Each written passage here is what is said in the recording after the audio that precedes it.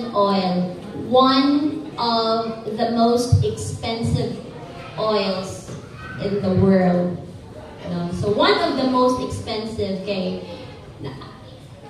found out na ako nga dili din siya ang pinaka-expensive. Kinsa man to diri ang mga chef, kasi natin mga chef diri no. They say almond oil, I don't know, or avocado oil, napay mga so, but here, kung mupalit ta og olive oil, medyo pricey gid siya, mahal. Nato isa ka pastor, may-visit siya sa isa ka balay, and then ang giserve sa iya is bulad. Yung daghang kamatis, giprito lang ba. Pero proud kaayo ang tagbalay nga mo serbisyo sa pastor. Pastor, bulad ang among ikaalagad sa imo. Pero cooked in olive oil, Ma'am Paul. No? So, dili tong sa merkado nga kada pagluto dahil mo, itong na dayon. Kaya kay magtipid man ta, up to 7 times kung natin gamiton. No? So, kining olive oil, one of the expensive and one of the healthiest nga oil in the world. So, praise God. Kinsa na may gagamit ani sa panimalay, nag-stock yun ani. For quite some time, nagpalit ko ani for health reasons. Kaya yun ang doctor nga, di na magbasa-basa ang gamit ang mga sulfat ko ani, pero wag ko nakalahutay mga igsoon. Tungod kay expensive siya. But if given the chance, nga makaadto ta sa Robinsons, sa pa nga mga supermarket no nga makalabay ta ani, why not? Try lang pud ta nga mopalit ani, iprito nato sa isda, sa bulad, sa talong, unsa pay pwede nimo lutuan no. So at least kalong man nga pinirito atong sudan, pero social man pud kay olive oil.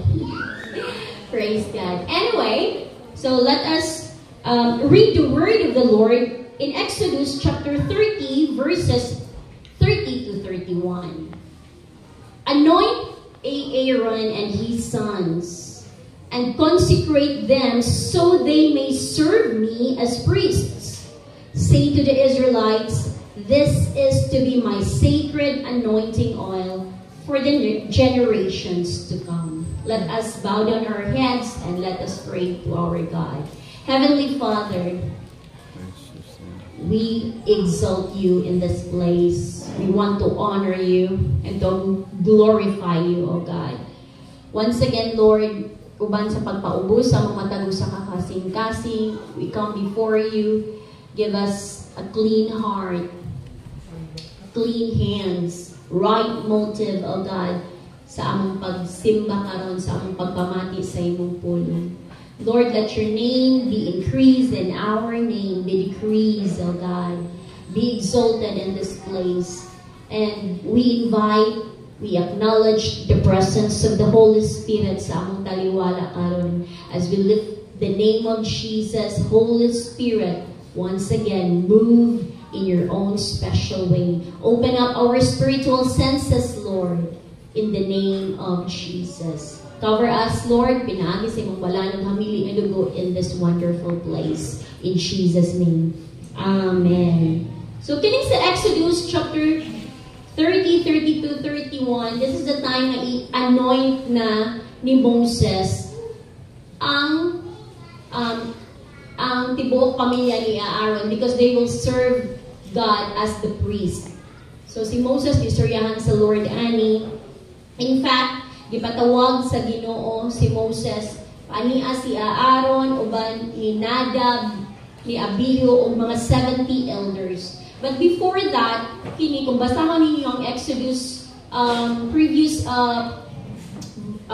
chapters ani like 24, 25, bago ta mo abot ani nga bersikulo. So this is the covenant of the Lord sa mga Israelites, no? I-confirm niya ang covenant. So unsa man ang covenant? Kasabutan sa Ginoo o sa mga Israelites in the past, in the times and Old Testament. So i-confirm niya, dagay ipa-consecrate ang mga gamiton, tanan gamiton para sa buluhaton sa Ginoo, ang place i-consecrate. And last Sunday or Saturday, i-consecrate nato ni ang place, although consecrated na ni with many pastors in the past, but sa ngalan na kita ang nag-occupy in this place, kuan lang po, it is rightful for us, no, to pray for this place, sa atong protection, sa atong pagsanay ani nga lugar. And dili lang ang place, but also tanan atong mga gipanggamit, no, gina-consecrate, ginaampuan, no, para mag-rest gyud ang presence ni Lord. So, mo ni nahitabo, and then niabot dayon sa punto nga ang mga tao dayon. So it is just kanang na order ra pud ay gihapon ta. Nga nauna nato og pray ang place. Kay di ba ang atong first nga plan is first Sunday na consecrate na gyud ta or na anoint na gyud ta. Pero apiki pa gyud kaayo sa mga pagbalhin. So God is the God of order. Hiuyon niya gihapon ta no sa balaang kasulatan nga giuna ang place, giuna ang mga gamit, no, pag-consecrate or pag-ampo, next na dayon ang mga tao. And that's what we are going to do later. So basahon ako sa Bisaya.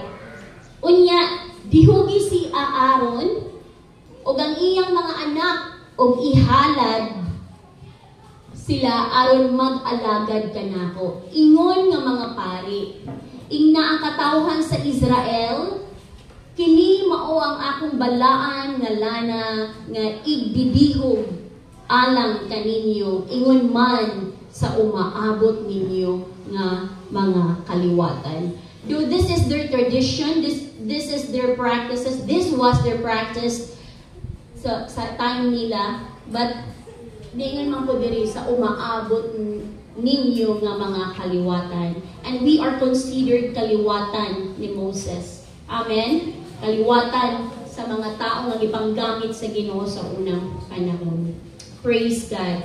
Now, ang atong paghisgutan karon is the anointing of oil. We've been hearing this message kasi klase because every year ginabuhat magid nato ni. And dili lang ang JIL ang nabuhat ani, dili lang ang JIL Valencia, but the Jesus is Lord Church worldwide, and not just JIL, even different churches gabuhat ani, no, kaning gitawag nga anointing of oil. So naay mga vocabulary nga atong tagaan og mga meaning. When we say anointing, this refers to the act of consecrating or dedicating someone or something by applying oil. So, kung mag-anoint ka, dili lang tao, apil pud butang. No? So, may anointing, klaro na to para masabdan. Anointing pagdihog. Consecrating, pero mas lisod pa man sabto ng Bisaya. Consecrating pagkunsagar. No? Pero may other translation ani sa Bisaya, pag-ampo. Or ka na bang mo-separate ka para sa Lord. Dedicating pagpahinungod. Nasabtan dara ang Bisaya? Or mas ganahan mo sa English? Then ang Hebrew term ani is masha, to anoint or smear with oil. So apil gid ang oil. And then when we say anointing, anointing expresses the sanctifying influences of the Holy Spirit upon Christians. So dili pwede nga dili apil ang Holy Spirit every time i-anoint ta, kay siya ang pinakadako, no, nga kahulugan or factor nga nung pagabuhaton nato ni siya, no. We are influenced. Dili lang basta-basta nga pag-influence siya. When we say sanctify, kanang mahimutang matarong pagkabalaan at tubangan sa Ginoo. Na kadang dili na gid kaya bang makabalog ka unsay good o right. You know what is righteous or not righteous. Mas pilion nimo si Lord compare sa uban, no. Praise God. Now, mga igsoon, in the past, they practiced the anointing of oil in religious services. So, ginabuhat nila sa mga religious services. Una, gina-anoint ang mga hari. Kinsa may mga hari-anon diri nga bloodline. No, gina-anoint ang mga hari. Then, gina-anoint po ang mga priest. Kinsa may magpari diri. So, sa ato, pastor, di ba? So, gina-anoint ang priest, gina-anoint ang mga prophets. No, katong makadungog yun sa, or makakita sa vision, makadungog sa tingog sa Ginoo. Ginabuhat din nila in the past to recover the recovery of the sick. So, katuloy na ay mga sakit o balatian in the past. So, ampuan siya sa mga elders, leaders, ato nga time, no? Because this will serve as healing, no? And then, burial customs. So, kung nang ilubong, na gihapon, i-anoint gihapon nila. So, you know, that's in the past. Applicable ba kani siya sa ato karong nga kapanahonan? Ug tanan ba nga mga simbahan nag-apply ba ani? Kung dili pud ma-apply, unsa lugar? Wala na lugar ta dihugi sa balang Espiritu Santo. No? Praise God. So, gina-practice nila ni in the past, no? Para sa mga hari, sa pari, sa mga propeta. But don't you know, mga igsoon, na kining tanan, hindi man ako tanan na sila dapat, these some ng mga religious services, pwede ni mo ni maangkon sa imong kaugalingon alone. Imo tanan. Pwede ka hari, pari, o propeta. Ano man tanawa, sa unang panahon, gina-anoint ang mga kings, ang pinaka-prominente gid si David. Because sa ilang time sa sige gyera niya, dili pwede nga, dili kaubanan sa Ginoo, dili nila kayanon kung dili sila ubanan sa Ginoo kay ngano, no, we will not go without you. Life is difficult. Pildi gid sila sa gyera pag wala ang bihog sa balaang Espiritu Santo. Now for us, kung ato ning i-apply sa atong generation karon, daghan mo mga battles in life, no? Daghan mga temptation, makabuhat ta og mga sala, mga evil things, and we need the anointing of oil. We need the anointing of God sa atong kinabuhi. So dili para na sa mga hari, kung yung kaghari diri sa ato, o matay hari, but president. But pwede na siya, ikaw, ako mismo, maging hari. Because the same nga mga pagsulay, although in different forms, ang atong giagihan in the past o karon. No? Then when we say priest, para na sa mga pari, para na sa mga pastor, para na sa mga leaders and workers sa church, dili ba di ta mag-ampo? Ang pastor ba di ay, ang mga leaders ba di ang mo-ampo, ang mo-worship? All of us. So kailangan nato ang bihog sa balaang Espiritu Santo, mga igsoon, ang pag-uban ni Lord sa ato mga pag-ampo. Kay kung dili ta ubanan sa Ginoo sa ato mga pag-ampo, mura ra tag nagyaw-yaw, mura ra tag nag-recite, mura ra kapoy-kapoy, kalasan taglaway. Nya pag dili tubagon ang atong mga pag-ampo or walay mga katubagan, ay laay kapoy, di ka dahil ta mo ampo. Mura maghihapon wa may tubag. Unsa may purpose nga mo ampo ta? Because we want answers. Amen? Amen. Nya kung nag-ampo ta pero walay tubag, sa lugar na, dili man na mo gusto sa Lord. Muampo ta because gusto sa Lord tubagon niya atong mga pag-ampo. And pag tubagon niya atong mga pag-ampo, di ba? Kaya ma-alive ta, ganado ta. So another muampo na padayon ta, kaya tubagon. Mo man ang gusto sa Lord. Ang gusto na ganyan, mudut-dut lang kita, muduol ta sa iya. Now, prophets.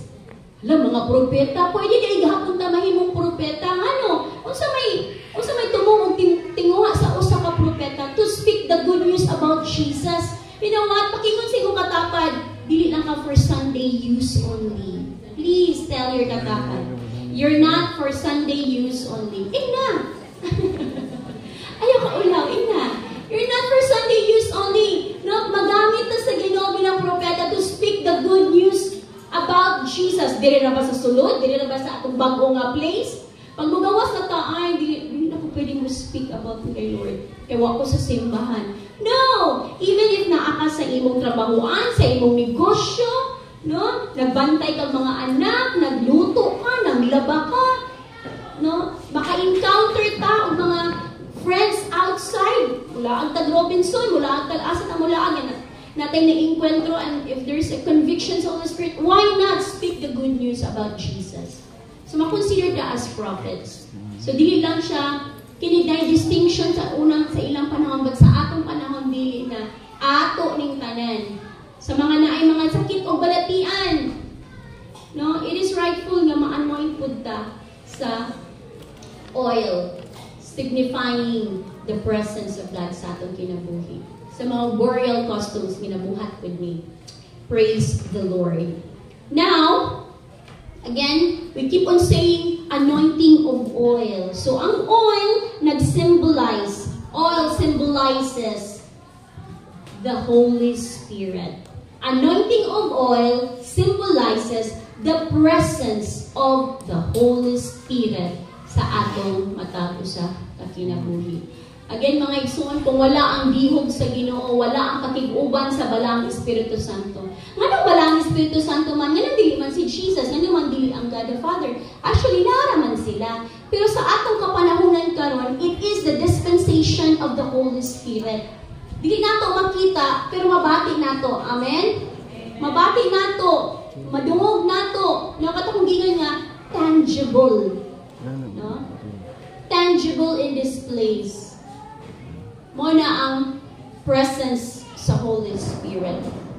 Now, unsa man di ay, no, what does anointing of oil do to us? Unsa man di mabuhat aning anointing of oil? Na every year gina-anointan niya. Last year kala wala ra ba ko na-anoint bantog ra di ay. Or na-anoint ra ba ko? Wow, bantog ra di ay. Mo ana punta. Or na-anoint talaga ko, pero nga naman di ay. Naunsa man to? Dili na diha magdepende mga igsoon. So, what does anointing of oil do to us? Number one for consecration. No? I-consecrate ta, no, to be set apart for God's purpose. Gusto ba ta nga gamiton ta sa Ginoo para og alang lamang sa iyang katuyuan? Gusto ba ta mga igsoon nga gamiton ta sa Ginoo para sa iyang katuyuan? Amen. Kaya kung dili ta gusto, lahi ang gamit sa ato. Lahi ang magpahimulos. Bahalag pahimuslan ta sa Ginoo, ang atong kusog, ang atong effort, time, money, para kay Lord tanan. Kaysa kung sikin sa paamo, pahimulos sa ato. Ang enemy na mas kuyaw. No? So, for consecration, to be set apart for God's purpose. Unsay purpose timo this year 2025? Akong purpose na ako madunggan niya. Ang purpose bitaw na ako this year 2025 is kanang makaarangkada gigo sa business. Yes, para asa man kun imong business? Para sa akong family, no, para sa needs nako, yes, that's a good thing. Pero mo ba na, diha ra ba taman ang purpose ni Lord nga tagaan kag business? Ang purpose ni Lord is to help others. No? To help others, to help the ministry, to help the church, to help those in need. Mo na nga i-expand, pero kung ang atong pagtan-aw sa atong kaugalingon nga ang purpose is for yourself and for your family, limited lang po ang resources na i-allow ni Lord for all of us. Dili siya maka-extend fully para sa uban, mo nang ingon ta nga, naman ko'y kwarta, pero parang kinis akong kagalingon, gusto ta na akong mutabang. Pero i-check na to ang atong heart. Gusto ba yun ta mutabang? Because pag makita na sa Lord, i-expand na sa Lord. Dili magduha-duha si Lord to expand, no? Kay kasayod siya sa motibo sa imong kasing-kasing nga ang purpose ng gid nimo Lord ang matungan sa akong kinabuhi. And if your purpose, Lord God, is makabless ko sa uban ng family, makahelp ko sa uban ng family, then Lord, i-expand, i-enlarge akong finance. Amen? So that's why i-consecrate ka sa Lord, kay i-set apart ka. There will be a distinction na ay kalahian between sa mga anak sa Dios nga nangalagad sa iya o sa wala. Kaya kung wala ta mo dangot kay Lord is just kanang pareho na punta sa uban. Mapag may problema, mahagba, di mo simba, malaayan, kapoy, kinabuhi. No, di man yun ang gusto ni Lord sa atong kinabuhi. That's why, atong sutaon mga igsoon, unsay purpose nimo? Unsay purpose nimo, Lord, ganang gitagaan kang imong aning trabaho? Unsay purpose nimo, Lord, ganang diri ko nimo gipa-eskwela? Unsay purpose nimo, Lord, ganang ingan-ani? Ask the Lord. Dili ako ang makatubag. Ikaw, igsoon, makatubag. If you ask the Lord will reveal it to you. Istorya gina sa Lord sa imong life. Pero, kailangan og consecration. Consecration, kana bang pagkabalaan niya, kana ang imong kinabuhi worthy. Ang ayan, napiyalan sa Ginoo og dagko nga mga panalangin. Nga paghatag ana nga panalangin, dili lang manggawas diri. Kay wa na tuan na sa Shopee, sa Lazada, sa uban pa nga mga gipangmain nato. No?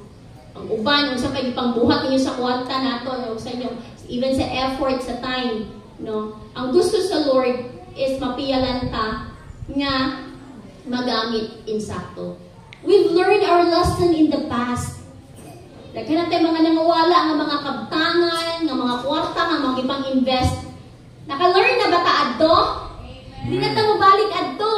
This time, ang kabubuton sa Ginoo ang atong sundon para mahimot ng blessed this year.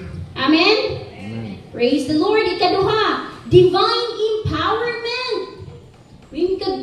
Diyos nung pagpaligon, walay luya-luya. No? Nag-empowered ka, igsoon. Nag-empowerment. Divine empowerment. Pwede man ta, mahimong empower, pero dili divine, dili pang Diyos nun. Na bang, mas active pa ta sa buluhaton sa secular world, mas active pa ta, or mas ganahan pa ta mo excel sa atong pag-eskwela, sa atong negosyo, pero sa buluhaton sa Ginoo, dili ta makita. Pero ang gusto sa Lord nga, kung naamang kay dapat nga mo-excel, mo-buhat o in excellent way, diagid sa buluhaton sa Ginoo. And mo-reflect, ano na lang dahil na, kanamang, mo-flow na lang dahil sa secular world sa ikong pagpanarbaho. Maami sa mga tao nga, uy, different lagi ni, no, different lagi si sister, manang lagi there's something in you na wala sa uban, na mapansin ka sa tao. It's because inubanan ka sa balaang Espiritu Santo. So divine empowerment this year, mga igsoon, walay magpaluya-luya. Amen! Amen! Kung negosyo, go! Negosyo for the glory of God. Kung gusto ka nga mo-excel sa pag-eskwela, if you want to be the top, then go! No, excel sa school. Be the top, be the number one, be the dance lister. Walay pagluya-luya, but ayaw pagkalinti. No? Ang presence ni Lord, ang buluhaton sa Ginoo. Lahi lagi ang feeling nga, Lord, the best ang akong gihatag sa pagpangalagad sa kanimo. Ang resulta ana is the best pod nga pag-excel sa pag-eskwela, sa pagpanarbaho, sa negosyo. Kaysa grabing ni-excel na kita sa negosyo, sa trabaho, sa tanan pa nga mga aspeto sa secular world, ni-excel ta, pero grabe na itong paningkamot. Pwede man di ay, nga unahon nato si Lord, mo excel ta sa buluhaton sa Ginoo, and then the Lord will just give us supernatural strength. Nga di na ka nato i-effort pag-ayo. Si Lord na ang maghatod og mga customers, si Lord na ang maghatag sa ato og kanang sharp memory kung daghan tag mga assignments o mga exams. Si Lord na ang bahala, anak. It's because giuna nato si Lord. Mo-excel man gihapon ta. Kung dili kay ka mag-active sa buluhaton sa Ginoo, yes, mo-excel gihapon ta igsuon. Pero dala na murag mahitabuan na 80% pagpaningkamot sa atong kaugalingon. Kaya kailangan makuha na ako maabot na ako ning quota, ma-reach na ako ni 20% na lang si Lord. Why not 100% kay Lord? And nagtuo ko 100% po ang iyang ibalik sa ato. Amen. Amen? So divine empowerment this year, walay luya-luya, go nang go for the glory of God, for the purpose of God sa atong kinabuhi. Amen. Amen. Klaro ba? Hindi mo katapad. Hindi tayo magkaluya-luya this year. Klaro ba?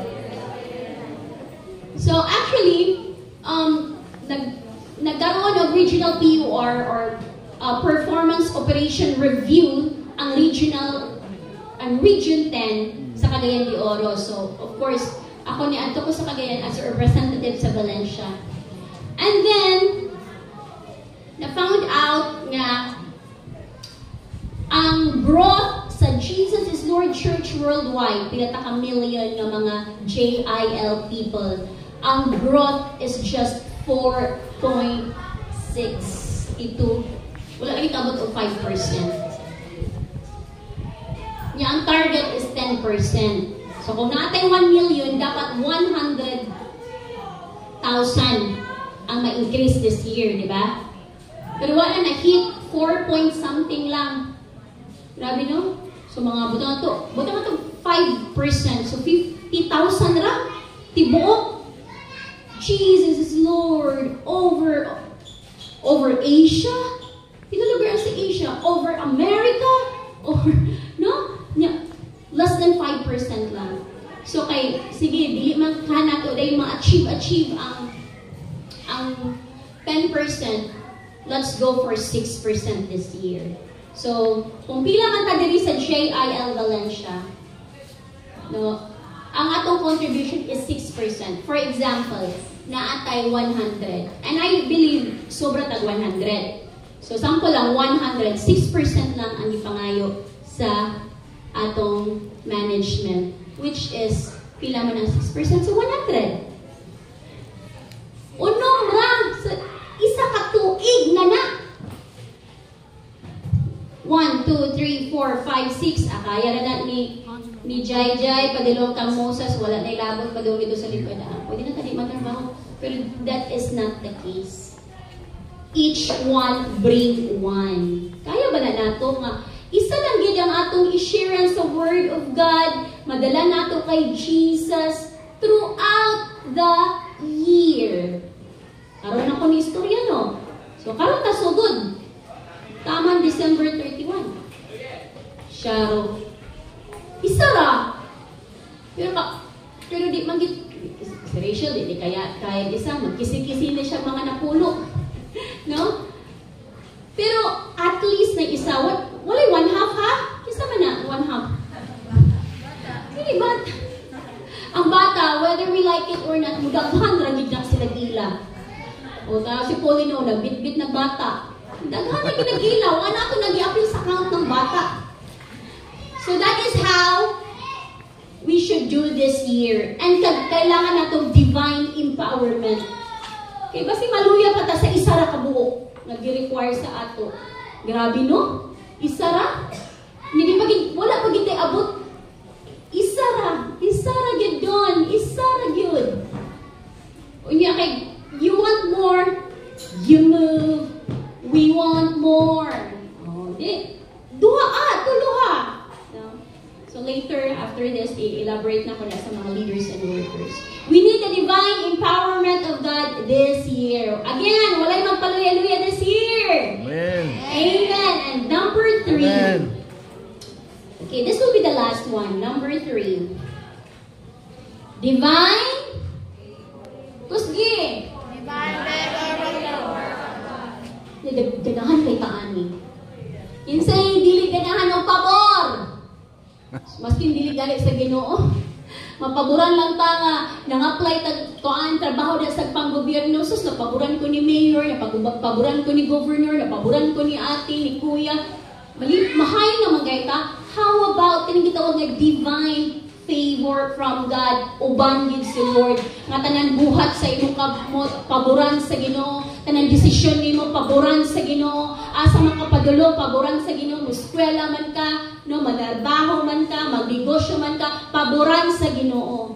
And that is what we wanted this year. Kulelat, makaingon dito, kulelat me.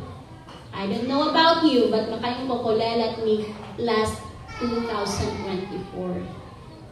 And again, God is the God of many chances. Matagaan na po taniyag higayon, chansa, na mo excel na po this year. And let us do right na po this time. Hindi ta magbuot-buot sa atong kaugalingon nga kita na lang nga mag-decision ani without the leading of the Holy Spirit, without confirming sa word ni Lord without confirmation sa mga pastors and leaders nato.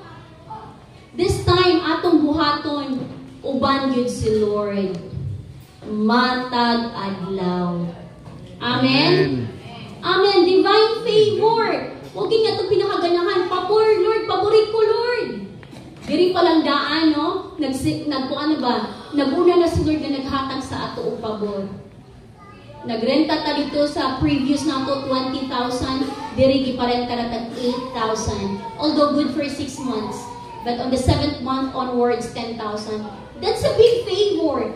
Wala ba rin nakapabor dito sa Pikas? Nakapabor gihapon ta for almost 12 years. Wala increase ang 20,000. Pabor gihapon na sa Ginoo. Sa uban pa na, basta abot ang 50 mil. Malusya pa na yung hawa ni Gritso. Pero grabe ang pabor sa Lord gihapon dito. Pero gipaboran galit na dito nga halos nakaginawa sa mga mga bayranon. How much more diri? Igsoon, imo na lang yung sakyanan ang gihulat diha sa ubos. Please. Na, pagkuha na mo, pagdala mong sakyanan next Sunday. Pamugos ganyo. So, pabor sa Ginoo atong gikinahanglan this year. This year di ay, usugod gani karon, sugod karon, ugma, sunod adlaw, pabor sa Ginoo. Kay kung wala na, wag yun, alaot yun ang kinabuhi. Amen? And our prayer for our conclusion, maglangan. Our conclusion, ang prayer nato for this year 2025, to be extremely blessed. Grabe ka extremely blessed. Unsa di ka nga, word nga extreme. You're extremely blessed, highly favored, and anointed by the living God. I always hear this phrase almost every week sa akong galunggan, right through my ears. Okay, every week me na I prayer sa akong family online from Butuan and Cebu, mag-gather me kada Sunday. Before gid me mo end sa prayer, mo gini i-bungat. Hindi makita ka memorize ani sa una. Bungat ni Mama, ni I, and ni Grace, sa akong 2 sisters. Lord, we declare that we will be extremely blessed, highly favored, and anointed by the living God. And that is also my prayer for the JIL Valencia. JIL District 4. Ano mag-apil maging si District 4? Kung geographically, kung sa mapa pa na or sa panggobyerno nga mga records, District 4 kita diri, Valencia, Pangantukan, and Kalilangan. Nakasunod na ta sa Pangantukan o life group. Sa Kalilangan, we've been praying for connection na yun, nga makasulod po ka. And nakapagitag ipang adapt, itilabot ay no, pero mga adapt kita. I-adapt ang San Fernando, no, for many years. And mo adapt na po tag-uban. Pala adapt kita, no? Kung kita ni focus na, sige lang mo. Which is, that's the mandate of our head pastor, Pastor Beth. Ni-adapt na po daog kabanglasan. So natin mga kaigso na nga ito, mapwede na ito atuan. And praise God, no? Just want to have a praise report. Last Sunday, before tayo magto sa itong anointing of oil, last Sunday, pag humanog simba, na iniabot somebody, ang na-istorya si Brother Roger. And then, so, nakonect na ko siya Monday na. Na-found out na ako nga si Tita, Tita Cha is from JIL Canada, and kung ano sila nga to, citizen na sila sa Canadian citizen na sila, uban sa iyong family, she's a nurse, uban iyong mga anak. Medyo, hamtong na to siya pangidad. Karon, gusto niya na, gisugo niya iyang pag-umangkon nga ipakonect sila dito sa JIL. So, nakana ko, Lord, wow, grabe, pag magsimba, connection ba lang dayon? And then, so na-found out na ako nga si ma'am na nara sila sa sugod is na siya stage 3 colon cancer. So, gusto sila magpa-pray, magpa-Bible study, and that's for me a great opportunity na makapenetrate ta. Bag-o na sad nga mga tao nga to i-connect, dili lang kita-kita ra diri, no? We need more people. So, na-connect na mo, and wala sa nako giuban ang mga leaders kay nagkabisi diri og paglimpyo. So, kami ra nire. Glory to God. And si tita po di ay na-found ako si tita nga naa po di ay siya cancer. Breast cancer stage 2. Pero glory to God, no, healed na siya. So, ang iyang pag-umangkon, or genetically, na ano ba, may mga inana nga nidaloy sa ilang genes. So, nagkaroon din siya ovarian cancer, nagpa-chemo, naayon na siya, ni abdo na po sa colon.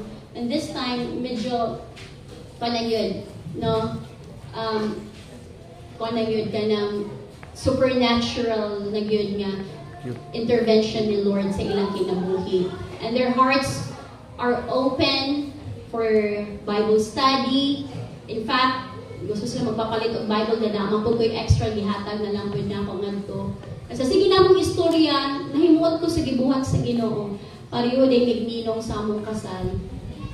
Kasi sige na mong istorya, kaila day ni Rene, ang mga paryente nila, mga kaila nila, connect. Kaya sige kong tatawa, na Lord, na first time na ako lahat ng family, pero kaila day, Lord, kaila ra ang mga kabahog, pilayo, katarata, sa mga paryente mananan eh. Pareho pag inigninong sa kasal, na may anak ba? Mga politiko, kailangan po, anak. So, amazing yun kaayo. And kaila siya ni Pastora Susan nga tag-iyaan ni na place. Kaila siya, diri po sila nag-eskwela.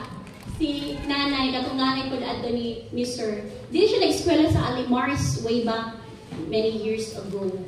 So grabe ang connection sa Lord, na happy ko. Then yan, ay si Sir siya nga, abili mo ma'am, kusog ra ba na mo help si tita. Siya magay nagpatugod sa JIL tubod dito sa Lanao. So kung wala pang may simbahan, mo help gina siya o patugod ako nagilaw-ilaw ra dito. Lord, let your Lord, moving favor, ikaw rin bala. Dili lang gid wala lang ko nagsaba nga yan ang status nato. Wala lang si Lord lang gid ang atong ipamuhat nato siya paunahan, no? Si tita daghay mga saad sa ako nga mga inani mo provide siya. Happy ra pud ko pero smile ra ko, pa-cute ra ko, pero I believe, no, si Lord naghatod sa ato ana nila. And when makakonekta ana, magmilagro si Lord sa ilang kinabuhi, I know manabi na sila and they makakonekta po tag another family. So that's our prayer this year, di ba? Last Sunday, nag-ampo kita connection. So again, dili nato i-exclusive ang atong friendship sa kita-kita lang. Kami rin ang friends ni Ivy, din ako mukuhan, uy, anak. Dili. Make friends everywhere. And if you have the chance, share Jesus. Amen. Amen. Mo na ikabubuton sa Ginoo. So again, let us read this. This is our prayer for this year, 2025. Ready, go! To be extremely blessed, highly favored, and anointed by the living God. Sige. So, sa atong anointing of oil, we will be praying for family. So, na may instructions kagabi sa kanan nga mga tribe leaders. I will be the one to pray for you with your family, with your pamilya. I will pray first for the Senyas family, then the Makiputins family, then kaming tulo diri mag-pray sa tanan. So pray na ko ang sa akong linya, all tribe leaders. Pag mahuman ako, then naapa, pwede pa dayon anyone nga magpila. Now we will use an oil. Olive oil, dili. Isa ba ito ka oil? Sunflower oil. Anong oil man? Di pa di lotion? Ito pa. Hindi pwede. Ito pa yung substance na pwede gamitan. Anong oil man? I just want to say na walay power ang oil. So even if na mag-ampo sa imo or somebody will pray for you without an oil, powerful gihapon na basta sa tibok nga kasing-kasing nga pag-ampo. Then why do we use oil? That's why itawag ni siya the anointing of oil, because simbolo lang ni siyang ang oil, no, sa Holy Spirit. And then ang oil na ay properties. Kung atong ibutang ang oil to any part of our bodies, mustik na siya, mustay na siya. So maski pag maghilamos ka, oily gihapon ang imong kuan. So that means we want the presence of the Holy Spirit sa atong kinabuhi. Na mustay, mustik. So simbolo lang ng oil ha. Pwede cooking oil. Nga glutoan, bikapito na nga pinirito. Use oil. Kung may lain, pwede. Pwede basta oil. But here, so of course we want also to use kanang the best food nga oil. Another thing, oil preserves. No, mo preserve ang oil. So in the past, ginagamit sila as lampara, so na light because ang oil nada diha din bukan na itong katudayong kuan something na more magpasiga, no? Asin, then katuling oil, and musiga dayon. Mo preservar ang oil. Lami kayo ang katong tinapa nga gi-preserve sa olive oil or any nga oil na gikan dito sa dipolog. So dili madaot ang imong tinapa. Diba sa mga tinapa na yung mga oil, mag-preserve na ang mga pagkaon. And that is also our katuyuan, nga mag-preserve ta sa balaang Espiritu Santo throughout this year. Amen. Praise God. Let us all stand.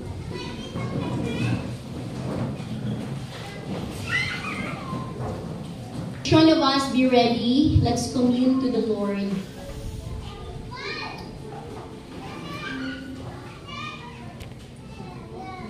Praise God. Thank you, Lord. So let's just worship God with this song. Hallelujah. Begin to invite the presence of the Holy Spirit sa inyong kinabuhi son. Matag-usa ka na to. Yes, Lord. Tell the Lord, I invite you in my life. I invite you in my heart. Come and fill me up, oh God. Come and fill us up in the name of Jesus.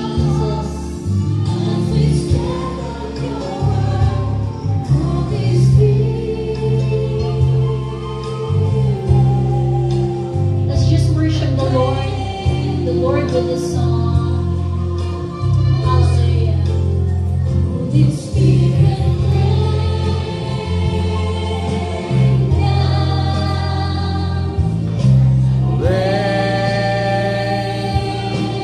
God.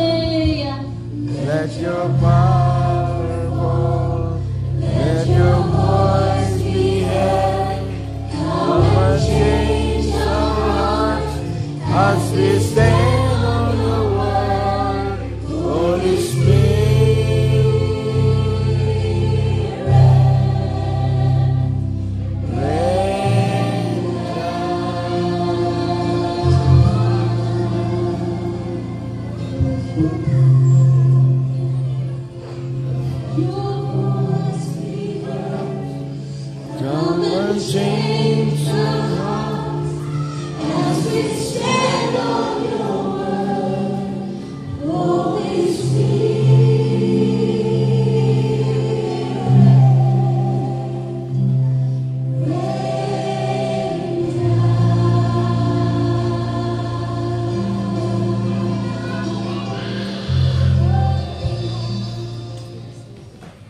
Holy Spirit,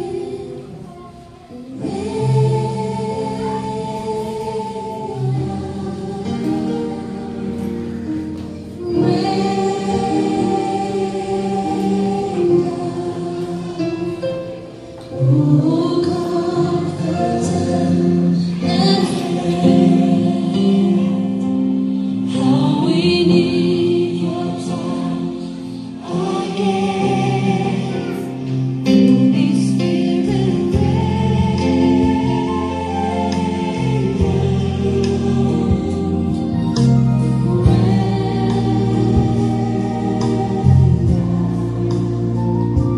let your power fall, let your voice be heard.